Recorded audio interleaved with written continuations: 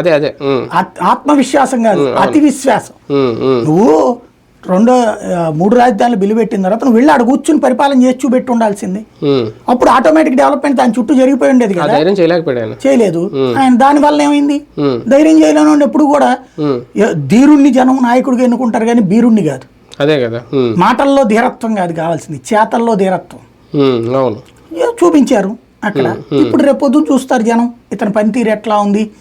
ఇప్పుడు చంద్రబాబు గారు చెప్తున్నారు, చెప్పినటువంటి సూపర్ 6 వాళ్ళు నవరత్నాలు తప్పని ఆయన సూపర్ 6 ఇస్తానన్నాడు.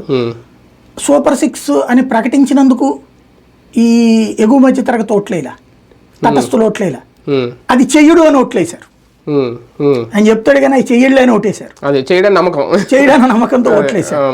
అదే సమయంలో అది చేస్తారని లేబర్లో 20-30% ఈయనకి ఓట్లేశారు. కాబట్టి ఇప్పుడు ఈ ఇద్దరిలో ఎవరి కోరిక నెరవేర్చాలి చంద్రబాబు? దాని మీద రేపటి జగన్ భవితవ్యం ఆధారపడి ఉంటుంది. మీకు ఎప్పుడైనా ఒకటే గుర్తు, మీకు ఆశపడి నాకు ఇల్లు వస్తుంది, నేను వ్యాపారం చేస్తాను, నేను అది చేద్దాం అనుకుంటున్నాను, ఇది చేద్దాం అనుకుంటున్నాను ఆశపడుతున్నప్పుడు అది వస్తే బాగుండు, ఇది వస్తే బాగుండు అని అనుకుంటా ఉంటారు. అలాగే మీ జీవితం ప్రతి ఒక్కటి మధ్య తరగతి జీవితం గడిచిపోతుంది. ఇప్పుడు ఫర్ ఎగ్జాంపుల్ నా చిన్నప్పుడు నేను పుట్టక ముందు మాకు ఒక ఇల్లు ఉండేదట తెనాల్లో, మారిస్పేటలో పెద్ద ఇల్లట. తర్వాత ఇప్పుడు చూపించారు ఎవరు కొనుక్కున్నది, మార్వాడీస్ కొనుక్కున్నారు ఆ ఇంటిని, నాకు చూపించారు. నాకు